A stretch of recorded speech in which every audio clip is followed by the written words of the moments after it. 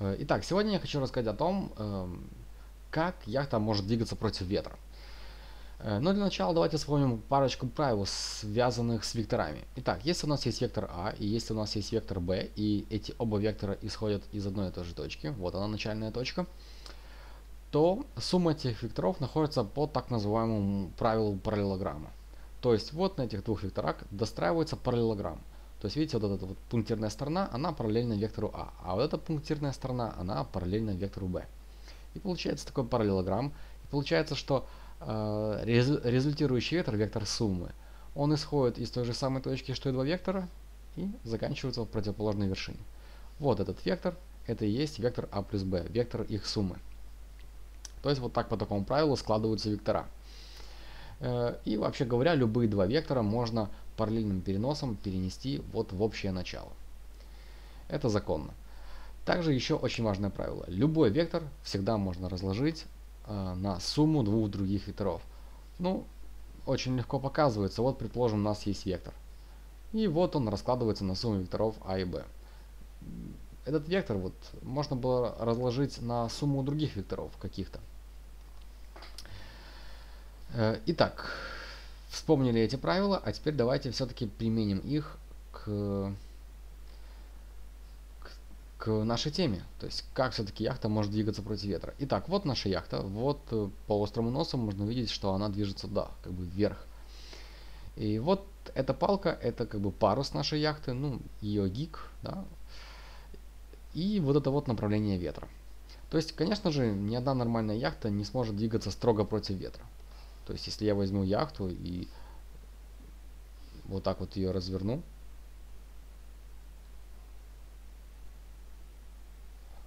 строго против ветра, то, конечно же, так она двигаться не сможет. Говорят, что яхта движется против ветра, если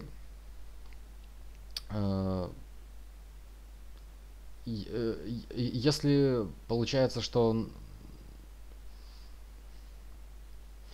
если угол между направлением ветра и между направлением движения яхты, если он острый. Ну, вот посмотрите, вот если я сейчас возьму и продлю.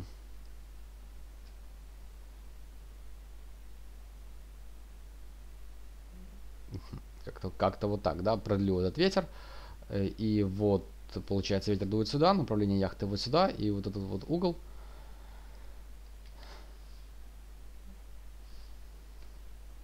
Вот этот угол, он получается острый.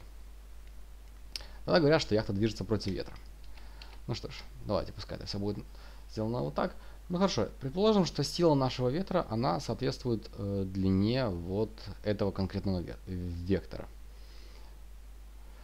То есть пускай наша сила ветра вот такая. Ну хорошо, вот я взял и параллельным переносом я переношу силу ветра вот сюда, на парус. То есть парус у нас улавливает ветер. Прекрасно. Мы знаем, что любой вектор можно разложить на другие два вектора, на сумму других двух векторов. Я хочу вот этот вот самый вектор разложить на сумму двух векторов, один из которых направлен вдоль паруса. Вот он будет так вот направлен вдоль паруса. А другой будет направлен перпендикулярно парусу. Ну хорошо. Вот я сейчас даже нарисую их другим цветом. Итак, один вектор будет перпендикулярен парусу. Стараюсь рисовать перпендикулярно. Ну, а другой вектор, вот он, пускай даже вот отсюда начнется, чтобы и парус тоже было видно. Он параллелен парусу. Хорошо, и теперь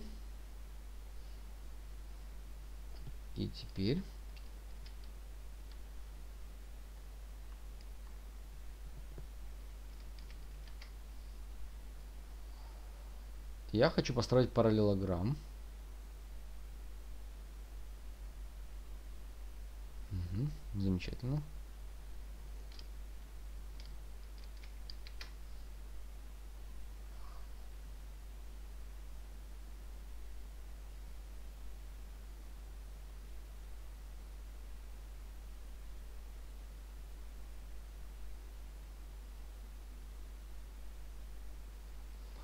Ну, вот так. Хорошо. Получается, что вот этот наш вектор разложился на вот такие вот вектора. Сейчас, один момент.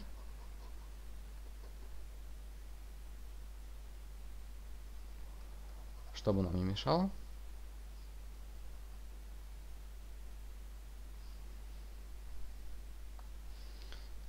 Первый вектор вот такой. Второй вектор вот такой. То есть наш белый вектор разложился в сумму вот этих вот двух векторов.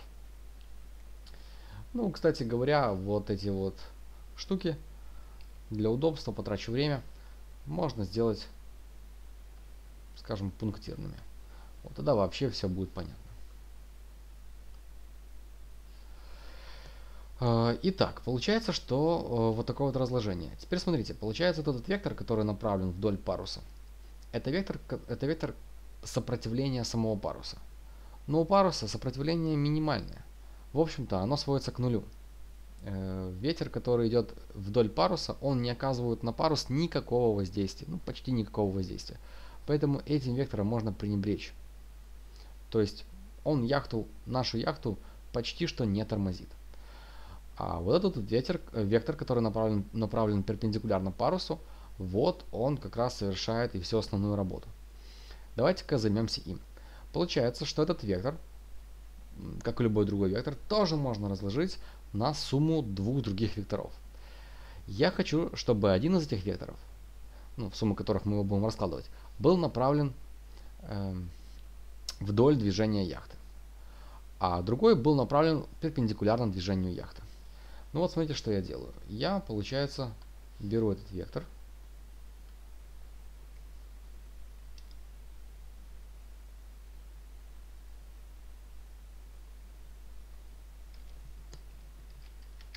ну и параллельным переносом переношу его, ну, скажем, вот сюда, да, на корпус яхты.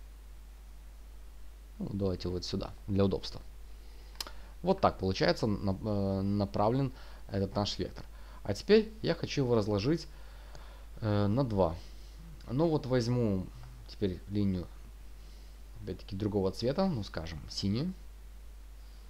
Хотя лучше, мне кажется, лучше зеленый. Нет, нет, нет. Нет, конечно же, синий. Ну и получается, один вектор направлен перпендикулярно борту яхты, а другой будет направлен вдоль борта яхты. Ну и получается, что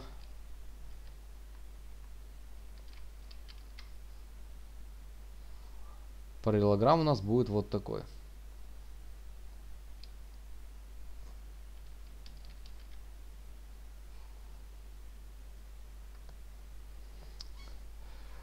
То есть получается, этот вектор раскладывается в сумму вот каких векторов. Это первый, это второй. Мне кажется, все-таки синий цвет был тут немножко неудачный. Сейчас я его закрашу в другой. Желтый, да. Вот желтый поудачнее будет. Итак, вот он этот вектор. Один, вот вектор другой. Это разложение на два вектора вот этого вот нашего красного вектора. Смотрите, вот именно этот вектор и толкает нашу яхту вперед. Видите, он не нулевой, он есть, он существует, он толкает нашу яхту вперед. Но есть и этот вектор, который толкает нашу яхту в бок. Получается что? Получается, неужели яхта сносится в бок? На самом деле нет. На самом деле у яхты есть киль. Ну, киль это такая штука под водой, которая имеет какую-то площадь. Ну, примерно киль можно нарисовать вот так. Вот. Как-то вот так вот идет в яхте киль.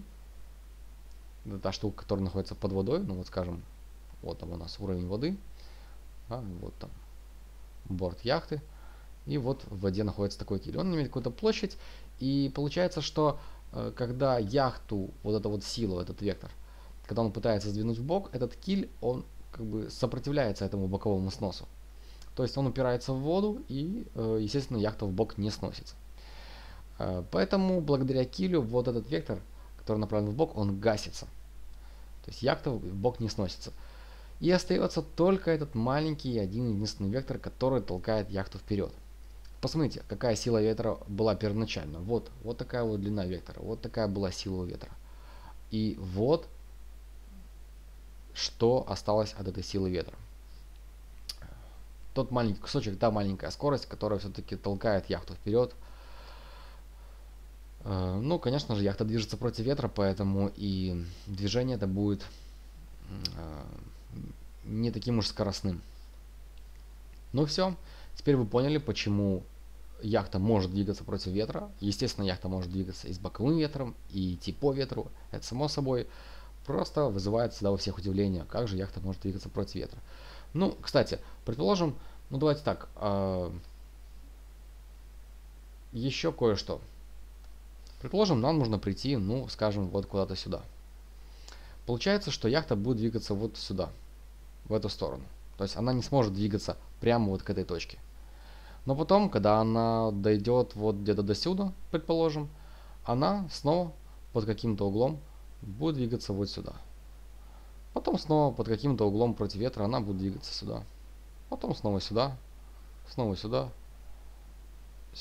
сюда. И в итоге, совершая вот такие вот так называемые галсы, яхта все-таки приблизится к точке, которая ее интересует, к точке финиша. На сегодня это все. Если было полезно и понятно, то ставьте лайк, подписывайтесь на мой канал и до новых выпусков видюшек. Пока!